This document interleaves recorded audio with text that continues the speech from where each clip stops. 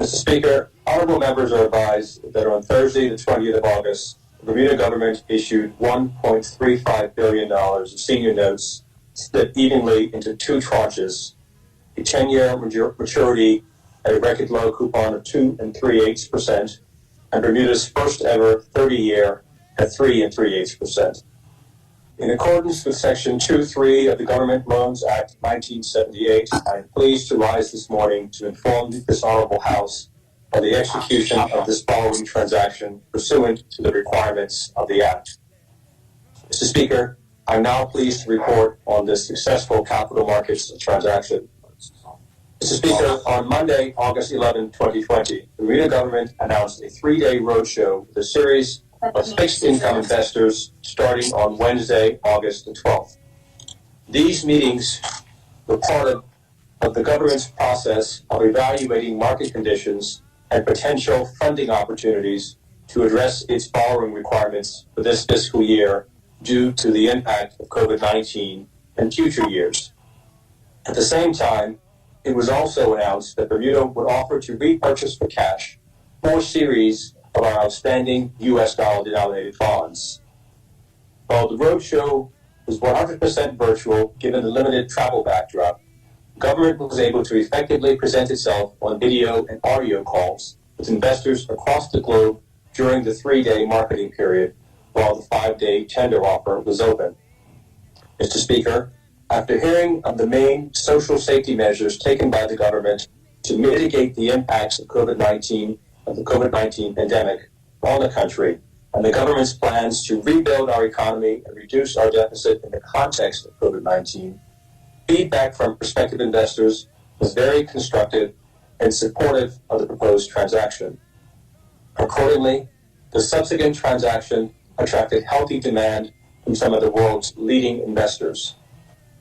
Given the receptive context for new U.S. dollar-denominated debt issuances and the favorable prevailing base rates, the government took the opportunity to not only finance the remaining fiscal 2020-2021 budget deficit and deficits for future years, but also to refinance various loan facilities with local financial institutions that were scheduled to mature later this year and in early 2021, and engage concurrently with the new issue in a targeted liability management transaction strategically aimed at purchasing some of our 4.138% coupon bonds maturing in 2023, our 4.854% bonds maturing in 2024, our 3.717% coupon bonds maturing in 2027, and our 4.75% coupon bonds maturing in 2024.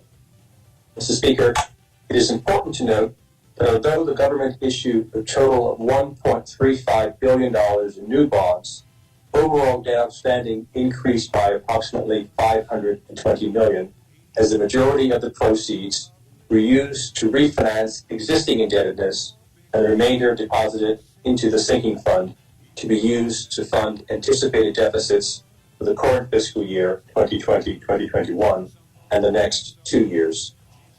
This exercise will produce current annual interest savings on existing debt of approximately $10 million, although overall interest expense will increase by $3.1 million. As mentioned previously, the government of Bermuda conducted an effective and well-timed virtual roadshow that included calls with approximately 50 global accounts during the 3-day marketing effort roadshow. Mr. Speaker, following the roadshow, on Monday, August 17th, the transaction was announced, and the transaction immediately attracted healthy demand and the attention of some of the world's leading institutional investors.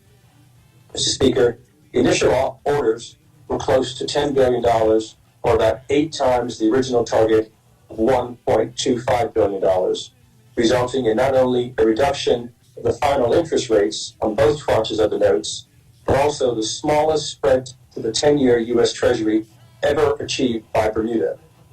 This also enabled us to upsize the transaction to $1.35 billion. Other details and highlights of the transaction include the following. Bermuda's first ever 30-year notes were placed at 3.375%, notably inside the previous record low coupon on the 3.717% notes due in 2027. That means 34 basis points less interest for 20 years of additional maturity. The U.S. Treasury plus 170 basis point spread on the 10-year bond beat the previous record low spread of Treasuries plus 175 reached on the 2029 notes issued in November 2018. Adding to the list of achievements was pricing of the new 10-year notes 15 basis points inside the prevailing trading levels of the 2029 notes, which had a remaining life of 8.2 years to maturity, demonstrating investors' willingness to buy new Bermuda bonds at tighter spreads despite longer maturity. Bermuda also set its first ever long-dated issuance, pricing new 30-year notes at a U.S. Treasury plus 195 basis point spread. While a clear endorsement of Bermuda's prospects for the next 30 years, the spread is notable since it is flat to inside every 10-year issuance spread Bermuda has executed except the 2029 notes. Concurrent partial tender offers significantly reduced near-term maturities with $500 million in principal across maturities due in 2023, 2024, 2027, and 2029 were refinanced at lower rates. The new issue and tender amounts offer reduced pro forma annual interest expense on the repurchased notes by about $6.4 million. Combined with refinancing short-term credit facilities, this totals about $10 million in current annual interest savings. A reduction in the government's pro forma average portfolio coupon of negative 0.59% is also expected in the pandemic, a view clearly validated by the most relevant global market players. Mr. Speaker, as we continue to navigate our way through the COVID-19 pandemic, this borrowing strategy was essential.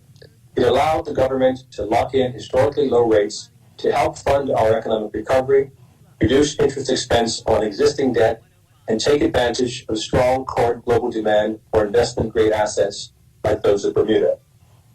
However, Mr. Speaker, as we head into 2021, it is expected that the international capital markets will tighten.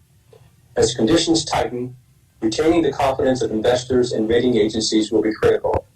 Therefore, it is absolutely essential that we continue to manage the fiscal affairs of the country prudently, and we must be astute in the use of the additional funds borrowed from this debt issuance. Mr. Speaker, like most small states and territories, Bermuda's economy is highly vulnerable to external events, underlining the need for financial and fiscal prudence. This vulnerability is compounded by our continuing budget deficits and the high level of government debt, which now stands at $2.97 billion. This vulnerability has now materialized in a far more rapid and powerful form than anyone could have expected with the onset of COVID-19. With this new borrowing, the annual debt service cost is currently $127.2 million, claiming 13.6 cents of every dollar of revenue that the government takes in. This level of debt service has the potential to displace spending in critically important areas such as education, social insurance, and social services and national security. We must focus on achieving better value from the dollars we expend, as our ability to incur additional indebtedness will become increasingly constrained, underlining the urgent need to balance the budget and reduce our indebtedness. Mr. Speaker, this landmark transaction was successful by all measures, and I would like to thank the entire Bermuda team for their efforts as strategic partners in helping to shape a very positive outcome for the government of Bermuda in this recent issuance of public debt in the global capital markets. Now, the more difficult work continues. Thank you, Mr. Speaker.